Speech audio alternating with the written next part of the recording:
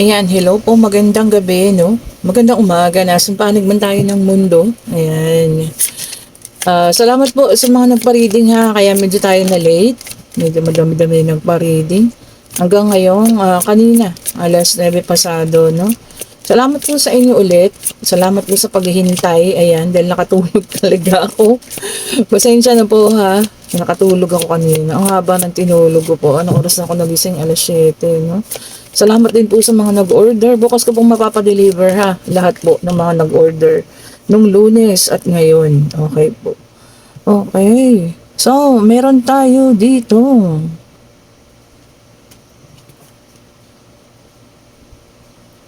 Ang ganda niya, oh. Okay po. I think ito ay strength. Yes, this is the strength. Napaamo isang beast.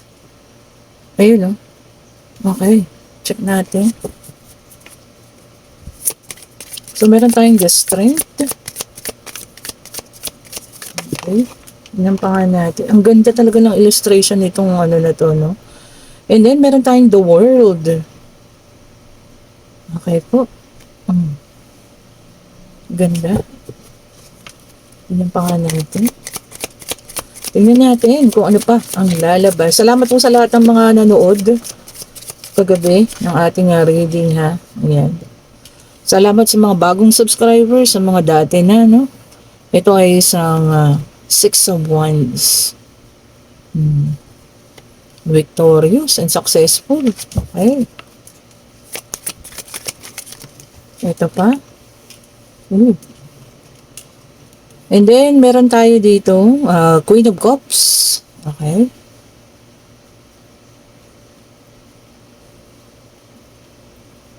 Yan. And then, meron tayo dito Seven of Cups. Itong barahan na to, kaparehas din po ito ng White Tarot card ha. Yun nga lang napaka, ano ng mga, ano niya, illustration, yung drawing po. Ang ganda. Vintage. Kumbaga, ano. Sinauna.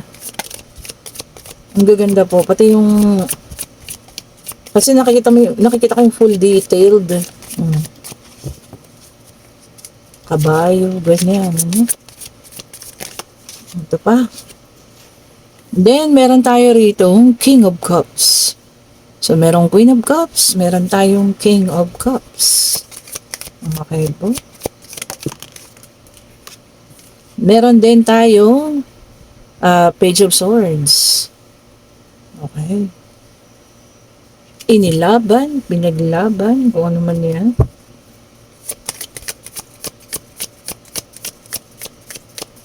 Ayan pa natin, last na lang. Isa na lang po. Ito na nga. Okay. And meron tayong Knight of Pentacles. Ayan. May hawak na Pentacles. Okay po. So, dito, no? Meron tayo ditong definitely pinagpilian, no? So, may taong pumili between yung ating itong ating King of Cups. Ayan. Meron din Queen of Cups. So, meron siyang iniwan. Ayan. Meron parang isang tao siyang ginusto. Ayan, ano. Pwedeng vice versa rin ha. Pwedeng ito namang yung Queen of Cups. Yun yung may nagustuhan, ano. Ayan. At iniwanan itong, ano, isang tao rito. Basta meron po dito isang taong iniwanan ha. And, parang nagkaroon ng ano ngayon, ng pag-iisip. Kasi simula nung umalis ang taong iyan, nagkaroon ng maraming choices, opportunities, ayan, regarding sa financial. Meron pang the world, ibig sabihin po pag-travel, nagkaroon ng opportunity sa pag-travel. Kumbaga nagkaroon ng pagbabago through finances. Ayan po ha. Ayun, naging success and victorious. Nagkaroon tayo ng Six of Wands. Basta kung sino yung naiwanan, siya yung naging successful. Okay po. So, ibig sabihin po nito, na ang nakakabigat sa buhay mo ha, ay yung taong umalis po. So, kumbaga, kung nagtatanong ka ng mga nakakaraang panahon, bakit hindi ka sineswerte, bakit ang bigat ng buhay mo? Dahil po sa may kasama kayong isang tao na, siyang hihila sa ipababa. No? Kumbaga, yung negatibo, yung energy ng tao ito is napaka-negative. Mhm. Okay po. Yan sa ngayon sa nakikita ko ha. Baka nung nagkasama pa kayo yung mga energy na dapat sa'yo, no? Such as yung mga positive energy na dapat na para sa'yo, hinihigop niya, no? So, kumbaga, yung mga energy na magiging positive para sa'yo, nagiging negative, ganyan. So, kumbaga, ano ba? Dapat ka pa magpasalamat dahil umalis ang taong ito sa buhay mo. O, 'di ba? Kumbaga siya yung ano, malas, yung mga nakararaan. So, yun siguro, no? That's the reason, yun yung isang unang-unang reason kaya inalis sa'yo ng Panginoon ng taong ito. Dahil nga, yung dapat na success na para sa'yo, siya yung ano, kumbaga hinihigop niya. Okay? So, ano ba? Be thankful. Magpasalamat dahil umalis tong taong ito, no? Parang ganun. Pero kung ito nga iyon talagang ano naman, kailangan kong magpasalamat, di po ba? Kasi bakit magtataka ka, bakit ngayon napakaalwa ng buhay mo? Maganda ang daloy ng pananalapi, maayos, bagaang. So, siya yung mabigat. Di po ba? Okay. And then, meron tayo ditong Four of Swords. Okay po. So, dito, this is an air sign, Gemini, Libra, and Aquarius. Ayan. So, ayun nga, ngayon, nakukuha mo makakapag-rest. Samantala ng mga panahon na yun, super stress ang nasa sayo. Di ba? Pero ngayon talaga nakakakuha mag-relaxation, rest, ayan, pahinga. Nakakapunta sa ibang lugar. Di po ba? So, kung nagtatanong ka sa sarili mo, bakit ang bigat ng swerte sa'yo ng mga nakararaan? Ito palang kasagutan, ha? Siya po pala yung taong mabigat. O yung mabigat na nagdudulot siya yung taong nagdudulot ng mabigat na enerhiya. Okay po. And then, meron tayo ditong fire sign. Ayan. 3 of Wands in reverse. Fire sign, Aries, Leo, and Sagittarius. Ayan. Sabi nito, obstacles and delays. Di yun na nga. Positive ha. So, siya po yung mga obstacles. Kumbaga, siya yung humaharang.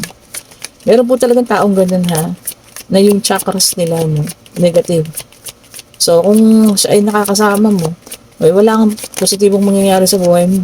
Palaging puro negatibo yan. Kasi negative energy yung kanyang hinahatakbo. Ha? Okay? So, kung umalis siya, no, yung mga taong di na dapat pang hinayang. Baka ngayon umiiyak ka patang hinayang ka na ko. Gumising ka na po. Ha? And then, meron tayong temperance, which is a fire sign. Parang ano to ulit yung fire. Sabi niya rito, purpose. Ayan, finding meaning. Kaya nga, naghahanap ka talaga. Hinahanap mo yung dahilan. Bakit ngayon? Ngayon, nasagot na po ang tanong mo ha. Na bakit kakaiba yung buhay mo ngayon sa buhay mo nung nakararaan. Yan po ang sagot. And then, meron tayo ng 10 of Wands, fire sign ulit. Naku, ang mga fire. Naglalagablab ha. Aries, Leo, Sagittarius. Ayan. Okay. Burden. Pabigat. Totoo naman. Pabigat na siya sa'yo sa emosyon. Baka pabigat pa siya sa'yo sa financial. Okay. So, ayun. Kaya inalis po ha. Alam nyo kasi, minsan nabubulag tayo ng pag-ibig. So, hindi natin nakikita yung mga ganung bagay-bagay. Ngayon, once na umalis ang taong yun, saka nyo lang nare-realize, kaya pala. Ganun pala. Okay? Ay, nako. And then, meron tayong Hermit, which is an earth sign. So, meron na tayong air, 3 fire, and earth. Okay po. So, kulang na natin sa water.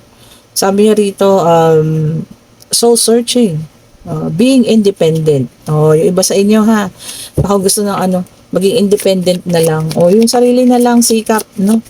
Hindi na aasa sa iba, which is good. Okay po walang masama po, especially kung kaya mo ng buhayin ng sarili mo, no? Di ba? And then, meron tayong fire sign ulit, naglalagablab talaga ngayong gabi, ang mga apoy. Then, meron tayong Ace of Wands in reverse, ayan. Sabi rito, meron ditong makakaranya sa parang ida-down ka. Maaring sa trabaho ito ha. Maaari din po mga kaibigan mo. Imbis na suportahan ka, ida-down ka pa. Kung ano man ito ha. So, hindi, kung itong mga kaibigan mo, hindi sila tunay na kaibigan. Kung sa trabaho naman, imbis na uplift yung spirit mo, ida-down ka pa. Okay po. So, kung ganyan-ganyan mararanasan ninyo, ayan, wala kayong ibang aasahan kundi sarili niya lang po, ha? I-build up ang self-confidence. Laban lang po, ha? And then, meron tayo dito, Eight of Pentacles, which is an earth sign. Ayan. Self-development. Oh, tama. Ang una nating gawin, ang sarili natin. Lagi yung ating unahin. Ayan. Palaguin ang ating sarili. Kung meron tayong matutunang mga bagong skills, okay po, ayan. Pagyamanin natin kung ano man yung meron tayo. Huwag tayo pong mahiya na matuto, mag-aral ng iba pa. Kung ano yung mga kayang tawag dito, ibigay. Kayang matanggap natin, yung kaya nating may kakayanan tayong dapat pang i-uplift, ayan, or ayusin pa, or palaguin, ayan. Kunyari, kung marunong tayo sa pagluluto, ayan, gawin natin ang lahat para mas lalo maging maayos yan. Baka malay nyo, diyan kayo yayaman, di ba? Makapagpatayo kayong restaurant, bakery, mga gano'n, Okay po. Kahit may edad na, basta yung paglago at magkakaroon ka ng iba pang kaalaman, wala pong masama doon, ha? Okay, and then meron tayong justice, which is an air sign. Ayan. Sabi rito, truth. Katotohanan. Cause and effect. Oh, di ba? Kung ano ginawa mo, siya rin babalik sa'yo. Cause and effect, eh. And then meron tayo dito,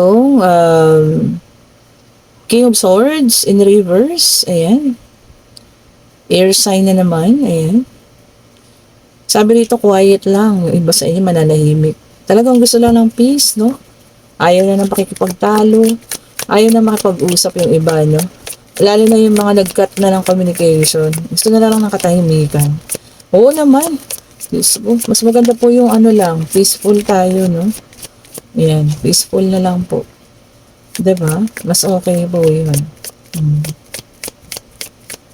Mas okay po yun, ha. Tignan pa nga natin. Kung meron pang lalabas. Ayun. And then, meron tayo dito, the Chariot. Ayan, may water sign na tayo. Self-discipline po. Yan, tama-tama, napakaganda niyan. Unahin natin ang sarili nating disiplinahin bago tayo, dumisiplina ng ibang tao po. Lagi nating, i-check, nasa tama pa ba yung mga desisyon na ginagawa natin.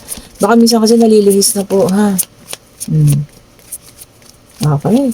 So, self-love, unang-una. Self-discipline, ayan. So, lagi po, i-check ang ating mga sarili, ha. Okay po. And then, meron tayong Five of Cups, water sign. Ayan, Cancer, Scorpio, and Pisces. Acceptance or pagtanggap. Self-forgiveness. Pagpapatawad din sa sarili, ha. Baka may nagawa tayo hindi maganda. Ayan, patawarin din daw po ang ating mga sarili. And, move forward na tayo, ha. And then, meron tayong Four of Pentacles, earth sign. Sabi rito, overspending. Baka masasobrahan sa paggasta, ha. Masama po yan. Especially kung hindi na pala natin kakayanin. Tapos, nag-overspending pa tayo. Naku. Baka po dumating ang time na tayo mas short. Di po ba? Tapos baka utang, ganyan. Yan po ang pagmumula ng hindi magandang hindi magandang finances. So, spend wisely po, ha. Spend lang natin yung mga kinikita natin po, ha. Especially, yung mga kinikita pala ninyo, ha, hawakan pong mabuti. Huwag pong magtiwala sa mga scam. Lalo na yung, online kineme dyan, ha. Bilit kayong isinyasali. Papakita pa, may income na ganito, ganon. Naku, fake po yan. Hindi po totoo yan, ha. Tapos mag-i-invite kayo, may babayaran sa inyo. Ingat po, ha. Ingat po. Wala pong easy money. Lahat po ay pinaghihirapan po, ha. Lahat po ay pinaghihirapan. Tandaan niyo po yan, ha. Wala pong easy money. Lahat po ay pinaghihirapan, And, meron tayo ditong commune with the dead. Uy, Meron dito sa ilan sa inyo ha, maaaring may nagpapahiwatig sa panaginip. Ayan, ano? Um, mga namaalam na. Ayan. Meron po sa inyo nakakapanaginip sa kanila. Ayan. Gusto kayong kausapin. Baka meron pong gusto ipagawa ha. So, nagkakaroon kayo ng communication sa kanila through panaginip, no? Through dreams. Ayan. Baka meron pong gusto sabihin. Ayun po ha. Karaniwan naman ganun talaga, di ba? Sa panaginip po sa akin pagkakaalam. Ayan. Pagka meron silang gusto sabihin, or baka naman nagpapaalala. Pakicheck niyo po ha, baka araw ng kamatayan, ganyan po. Padasalan. Kung sino man sa inyo yung nakakaranas ng napapalaginipan niyo yung mga mahal sa buhay na namayapa. Okay? And then meron tayo ditong prosperity o may nanganak. Okay. So ayan, baka meron na sa inyong nag-gave birth. Ayan. Kasabay ng panganganak mo po ha, ang pag-ayos din ng buhay mo. Ayan. Siya, ito na. Ayan na po ang magdadala sa inyo ng swerte, no? Yung anak mo, kahit single parent ka, single mom ka, ayan. Siya na po, ha? Ang magdadala sa iyo ng swerte at pag-ayos sa iyong buhay. And then, sabi rito, breaking illusions. Meron pong isang tao, ha? Kita nyo rito, gumagaya. Ayan. So, dalawa yung mukha. So, dito po, ha? Merong isang tao na pilit kang ginagaya, no? Kumbaga kung ano yung gusto mo, siya rin ginugusto niya. Ayan. Ang masama lang dito kasi, no, sa sobrang paggaya niya sa'yo, gusto niya na siya na yung ikaw. Okay?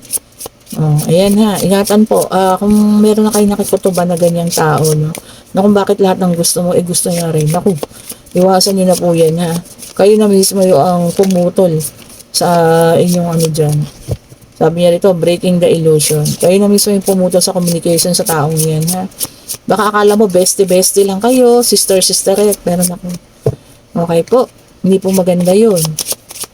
Tingnan pa nga natin.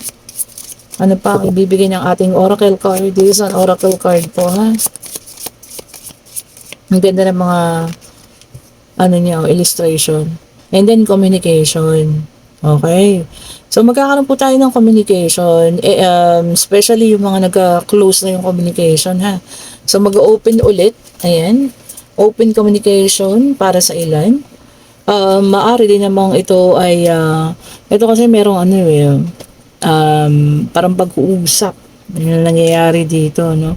So, maaaring magbubukas ang communication sa ilan, lalo na doon sa mga nag-lock na, nag-block na ng mga communication, ano. Ayan. So, kung kayo naman yung nandoon sa ating unang reading, na nagtatanong or confused, bakit ngayon maganda yung ano ng buhay mo? Ibig sabihin po, binitawan mo na yung malas sa buhay mo, ha. So, ano lang ibig sabihin nito? Yung taong, ano, or kung sino man yung kasama niya ngayon, bibigay mo sa kanya yung malas. Tama po ba? Binigay mo sa kanya yung kamalasan. So, 'di ba? Mas okay po 'yun kasi nasa kanya na yung kamalasan. 'Di ba? Deserve po nilang dalawa 'yan. Magkabuisit-buisit yung buhay nila ngayon. Kasi unang-una, 'di ba? May niloko silang tao. Pangalawa, kung sino man yung sinamahan niya or sino man yung nang-agaw. 'Di ba? Deserve niya po 'yan. Inagaw niya sa iyo yung malas which is good. Tinatawa lang po ako kasi 'di ba? Pinagka-interesan niya yung taong malas pala sa buhay mo. Okay po, pwede na kayo magtanong ha. Pag-ibig, financial, ayan. Pangyayari pag-travel, yung mga uuwi po dyan, ingat po ha. Ayan. Mag-travel po, ay, ito na. Ayan, yes po ang sagot. At ito ay isang King of Swords. Ayan. Yung iba sa inyo, may binubuo na plano. Ayan, structure kasi, no? So, kung ano man yan po na binubuo ninyong pagplano, no? Lalo na kung maganda naman, ituloy po natin ha. And may possibility talaga na matuloy kung ano man itong inyong pinaplano po. Whether it's a business, ayan, or pag-travel man yan, or kung ano man ito, mama, or sir, mga ma'am and sir, ayan po, matutuloy po yan. Kung ano man itong inyong pinaplano. Ayan. So, kung sa nagugustuhan yung ating mga reading, pa-like, pa-share, pa-subscribe, and hit the notification bell para lagi po kayong updated sa ating mga bagong videos na nire-release po, ha. And sa may gusto ng ating mga lucky charm, mabigat na siya. Kasi kinumpleto ko siya. Ayan po, inayos ko na. Ito po ang ating mga tiger eye. Ayan, brings clarity, no? Ayan, ang tiger eye po ha, for clarity and wisdom, katalinuhan. Ayan. And then, meron din tayong black rose tourmaline. Ayan, ito para sa mga omen-omen. Ayan, sumpa-sumpa. And then, meron tayo ditong rose quartz. Pinagtabi-tabi ko yung mga pag-ibig. Ayan. Ito po ang ating rose quartz. Ayan, ibibigay sa iyo kung ano talaga yung nararapat na, no, para sa pag-ibig mo. And then, meron tayo ditong green aventurine. Ang aventurine naman, kung gusto niyo pang maayos, ayan, yung mga shaky na relationship sa ngayon, ano. Ayan, yan po. Mag-aventurin kayo. And then, kung gusto nyo ng carnelian, ayan, manifesting, no? Minamanifest mo every day yung taong gusto mong pabalikin, regardless, ito ay ex, pwede rin naman kamag-anak, kapatid, ayan, nagkaroon kayo ng mga samaan ng loob, gusto mong maayos, ayan po ha. And then, meron tayong original jade, dalawa lang po ito, ayan, syempre, stone from the heaven. Anong ibig sabihin stone from the heaven? Anything na hihingin mo sa kanya, hihilingin mo sa kanya, ibubulong niya sa Diyos yan. Oh, 'di ba? Stone from the heaven nga. Ibig sabihin po malapit. Malapit sa Diyos. Ayan. So, anything po ha, na gusto niyong hingin. And then, ito ang ating mga citrine mantra. Ayan, alam nyo na yan. Siyempre, for financial stability. Original citrine. Ayan. Itong citrine mantra natin is yung may parang tatak. Ayan, ano, sabi nga nung sa temple, ito ay dasal. Ayan. At ito naman yung original citrine. Magkaiba po kasi sila. Ito medyo may kabigatan, ano, yung stone ng ating original citrine. Ayan. Ito medyo light. And then, ito po ang ating mga amethyst for good luck and good health. Ayan, amethyst. Ito po ang ating black tourmaline, turns negative energy into positive. Meron tayong luminous and meron din tayong with evil eye. At syempre po ang ating rainbow jade. Ayan, same thing lang naman. Ayan, no, stone from the heaven. Ang pinagkaiba lang po nila dito kasi na-polished ito kasama po yung mga bato. Ito po, this is pure. Kaya kung makikita nyo maitim, kaya po tinawag na rainbow jade. Ayan. And then, ito naman yung ating combination, black tourmaline with tiger eye. Ayan. So, may clarity ka na, turns negative energy pa into positive. Okay po, kung sino may gusto ng ating mga lucky charms, ayan, mag-message po kayo. Ako po ang inyong makakausap regarding sa mga order. Pwede po kayong humabol dahil bukas ang pa-JNT natin, Wednesday. Ayan, magpapa-JNT po tayo bukas sa lahat ng order. Papa-JNT na po. Thank you so much for watching. Have a great night po. Today is Monday. Magpahinga po. Ayan. Take a day, rest. Ayan. And sana po bukas makapag-salt bath lahat. Martes. Tama ba? Martes bukas ano? Tama po. Ayan. Thank you po. Have a great night. Stay safe po. Have a good evening. Bye-bye po.